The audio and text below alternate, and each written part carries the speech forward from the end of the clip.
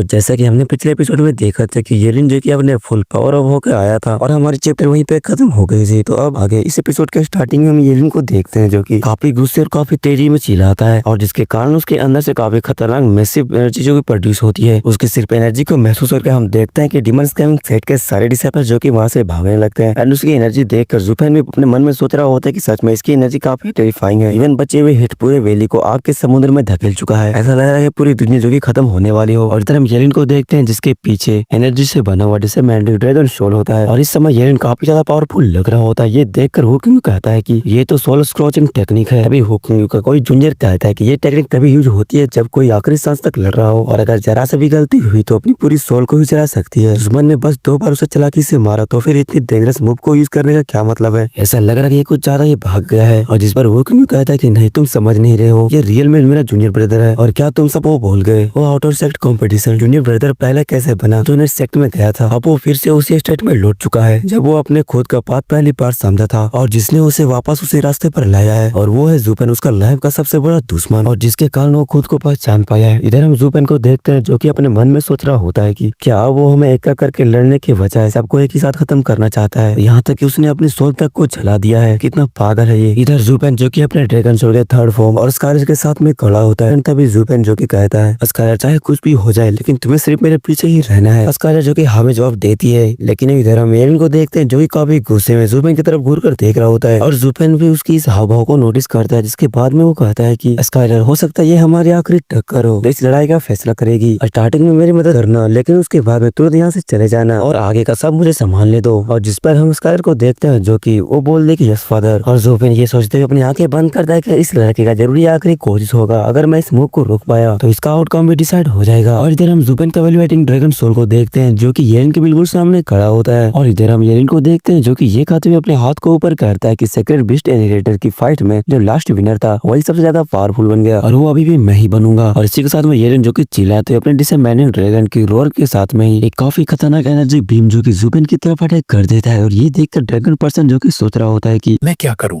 क्या मुझे उसे बचाना चाहिए? लेकिन अगर मैंने खुद को रिवील कर दिया तो मेरी सारी मेहनत बेकार चली जाएगी। और इधर येलिन का एनर्जी बीम जो कि इन लोगों की तरफ काफी नजदीक में आ रहा होता है और तभी जुपेन जो कि स्काइलर को इशारा करता है। इधर हम स्काइलर को देखते हैं जो कि अपने हेवन डिस्ट्रॉइंग थंडर फोनिक्स को यूज करता है और इधर जुपेन जो कि अपने नेक्रो ड्रैगन स्क्रैच को यूज करता है और इधर वैल्यूएटिंग ड्रैगन जो कि अपने वैल्यूएटिंग फ्लेम को यूज करता है। इन तीनों का कंबाइंड अटैक जो कि येलिन के इस एनर्जी बीम को रोकने के लिए चाहती है लेकिन येलिन का एनर्जी बीम इतना पावरफुल होता है कि इन तीनों कंबाइंड अटैक को वहीं पर डिस्ट्रॉय कर देता है और ये देखकर जुपेन काफी हैरान हो जाता है और जुपेन जो कि अपने मन में सोच रहा होता है कि मैंने कभी नहीं सोचा था कि तुम मुझे इस हद तक धकेल दोगे। अब मेरे पास कोई चॉइस नहीं बची, मुझे ये मूव इस्तेमाल करना ही पड़ेगा। भले ही मैं अभी इसमें माहिर नहीं हूँ लेकिन जब बात यहाँ तक पहुँच गई है तो अब बस पूरी ताकत से कोशिश करूंगा, बाकी सब किस्मत पर छोड़ता हूँ। और जिसके बाद जुपेन अपने दोनों हाथों को आगे कर वो यूज करता है divine I of the avoid के 5th स्टेज को और इसी के साथ में जुपेन के सामने एक बहुत बड़ा सा एनर्जी का वॉल बन जाता है और जिसका की नाम होता है वॉइड वॉल और जो कि येलिन की उस एनर्जी को रोकने लगती है। जुपेन को लगता है कि वो इसे रोक सकती है लेकिन इधर येलिन जो कि अपने प्रेशर बढ़ाने लगता है। इधर हम देखते हैं जुपेन की आंखों से ब्लड निकलने लगती है और जुपेन की वॉइड वॉल जो कि वहीं पर टूट जाती है और ये देखकर स्कायर काफी ज्यादा शॉक होता है और इधर वैल्यूएटिंग ड्रैगन जो कि जुपेन को प्रोटेक्ट करने के लिए उसके आगे आ जाता है लेकिन इधर हम जुपेन को देखते हैं जो कि अपने डोमेन को एक्टिवेट कर देता है लेकिन येलिन की एनर्जी इतनी पावरफुल होती है कि जुपेन की डोमेन को भी आराम से डिस्ट्रॉय कर देती है और ये देखकर जुपेन तो और ज्यादा शॉक हो जाता है कि आखिर ये क्या बवाल चीज है। हम देखते हैं कि येलिन का वो एनर्जी जो कि जुपेन की तरफ बढ़ रहा होता है एंड तभी वैल्यूएटिंग ड्रैगन जो कि जुपेन के सामने आ जाता है। येलिन का डेडली एनर्जी जो कि वैल्यूएटिंग ड्रैगन पर डायरेक्ट हिट होने लगती है। हम जुपेन को देखते हैं जो कि सोच रहा होता है अगर पहले ही उस मूव का इस्तेमाल किया होता तो ये सब यहीं खत्म हो जाता। पता है वो मूव अभी भी अधूरा है, बस 3 दिन हुए हैं मुझे उसे सीखते हुए और वो खुद मेरी जान को भी खतरे में डाल सकता है। शायद मैं कुछ ज्यादा ही सावधानी बरत रहा था। और तभी येलिन जो कि जुपेन से कहता है अब कुछ नहीं बचा, ये move sky burning golden flame मेरी आत्मा को जलाकर अनलीश किया जाता है। तुम्हारे आधे अधूरे इनहेरिटेंस या सो कॉल्ड सीक्रेट बीस्ट से इस ताकत को झेल नहीं सकते। अलविदा मेरे दुश्मन। और येलिन अपने प्रेशर को और बढ़ाता है जिसके कारण हम देखते हैं कि वैल्यूएटिंग ड्रैगन जो कि वहाँ पर डिस्ट्रॉय होने लगती है और साथ ही जुपेन के मुंह से इधर ब्लड निकल रही होती है और साथ ही जुपेन सोच रहा होता है कि ऐसा लग रहा है जैसे मेरा सिर अभी फट जाएगा। इस वक्त मेरे पास बस एक ही चारा है,